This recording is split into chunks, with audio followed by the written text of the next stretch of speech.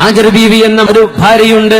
ഹാജർ റളിയല്ലാഹു തആല അൻഹ, ഇബ്രാഹിം നബിയുടെ ഭാര്യയുടെ ചരിത്രം, ഇങ്ങനൊരു കുടുംബ ചരിത്രം പറഞ്ഞ ഭാഗം ഖുർആനിൽ വേറെ കാണില്ല.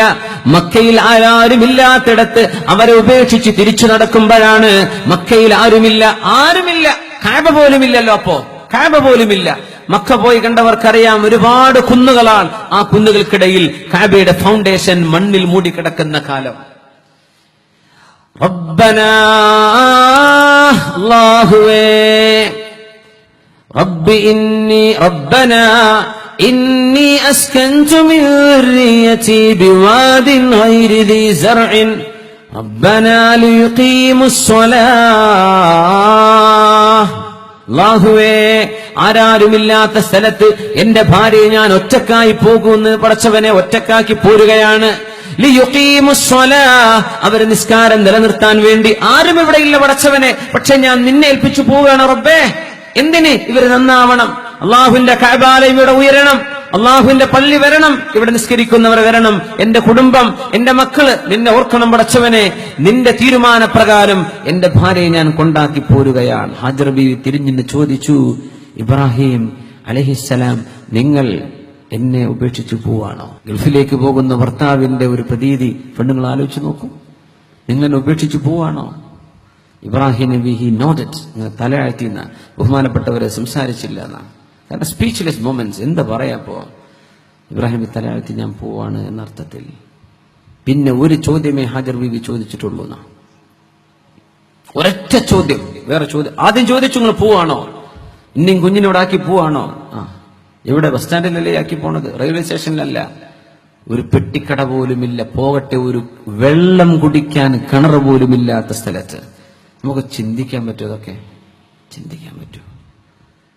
രണ്ടാമതൊരു ചോദ്യമേ ആ ഭാര്യ ചോദിച്ചുള്ളൂ. ലോകത്തെ സർവ്വ ഭാര്യമാർക്കും മാതൃകയാണ് ഹാജർ റളിയല്ലാഹു അൻഹ. ശുദ്ധ ഖുർആൻ തത്ബീഖ് ചെയ്യുകയാണെങ്കിൽ ഞാൻ ഖുർആൻ അനുസരിച്ച് ജീവിക്കട്ടെ എന്ന് ചിന്തിച്ചാൽ ഹാജർ ബീവിയിൽ മാതൃകയുണ്ട്. മറ്റൊരുപാട് ബീവിമാരിൽ മറിയം ബീവിയിലുണ്ട് മാതൃക. ഹാജർ ബീവി പറയാണ്, രണ്ടാമത്തെ ചോദ്യം ചോദിച്ചു. പിന്നെ ഹാജർ ബീവി ചോദിച്ചിട്ടില്ലെന്നാ. ആദ്യം ചോദിച്ച ചോദ്യം, നിങ്ങൾ പോവാണോ? അതേ. ഇബ്രാഹിം നബിയുടെ മറുപടി. പിന്നെ ഇത് അള്ളാഹു നിങ്ങളോട് പറഞ്ഞതാണോ? അപ്പൊ അതുവരെ പറഞ്ഞിട്ടില്ല എന്ന വിഷയം. പോവാണെന്ന് പറഞ്ഞ് മക്കയിലേക്ക് കൊണ്ടുവന്നു. എവിടുന്ന്? ഫലസ്തീനിൽ തുടങ്ങിയ യാത്രയാണ്. ഹാജർ ബീവിയെ കിട്ടുന്നത് ഈജിപ്തിൽ വെച്ചാണ്. അവിടുന്ന് ഫലസ്തീനിൽ വന്നു. ഫലസ്തീനിൽ നിന്ന് 2000-ലേറെ കിലോമീറ്റർ വേണം യാത്ര ചെയ്യാൻ മക്കയിലേക്ക് എത്താൻ. ഒന്ന് ആലോചിച്ചു നോക്കി, 2000-ലേറെ കിലോമീറ്റർ എങ്ങനെ യാത്ര ചെയ്യും? യാ അല്ലാഹ്, എങ്ങ ഒട്ടകപ്പുറത്തെ. ഹാജർ ബീവിയെ കൊണ്ട് ഇബ്രാഹിം നബി ഇസ്മായിൽ നബിയെയും കൊണ്ട് യാത്ര ചെയ്തത് ഫലസ്തീനിൽ നിന്ന് മക്കയിലേക്ക്. എത്ര മാസങ്ങൾ എടുത്തു ആ യാത്ര? യാ അല്ലാഹ്.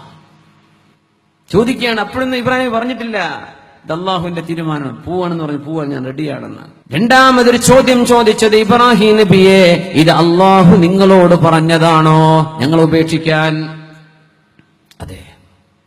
പിന്നെ ചോദിച്ചില്ല, ഇദൻ ലാ യുളയ്യുനാ, എങ്കിൽ അല്ലാഹു ഞങ്ങളെ കഷ്ടപ്പെടുത്തൂല, എങ്കിൽ അല്ലാഹു ഞങ്ങളെ നഷ്ടപ്പെടുത്തില്ല, അല്ലാഹു ഞങ്ങളെ സംരക്ഷിച്ചിരിക്കും എന്ന് ഖൽബിൽ ഈമാനും തവക്കുലുമുള്ള പെണ്ണാണ് ഹാജർ റളിയല്ലാഹു അൻഹ എന്ന അതിസുന്ദരിയായിരുന്ന ഇബ്രാഹിം നബിയുടെ ഭാര്യയായ ഹാജർ റളിയല്ലാഹു അൻഹ. അത് മാത്രമാണോ?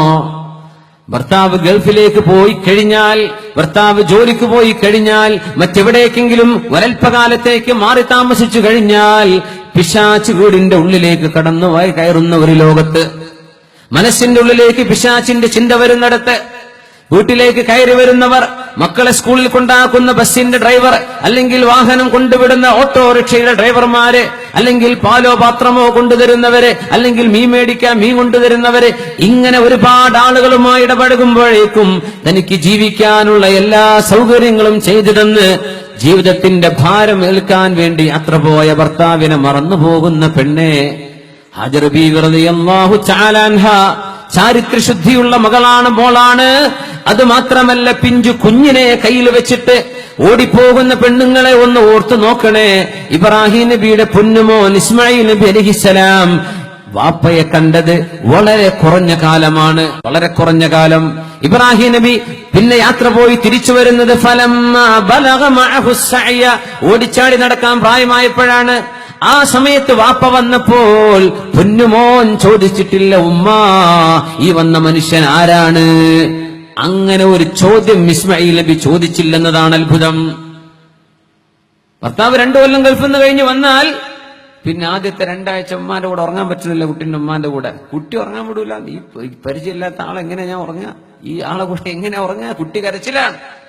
സുബ്ഹാനല്ലാഹ്. ഇസ്മായിൽ നബി ഒരിക്കൽ പോലും ചോദിച്ചിട്ടില്ലെന്നാണ് ഉമ്മ ഈ മനുഷ്യൻ ആരാണ് എന്ന്. എന്റെ കാരണം എന്നറിയോ?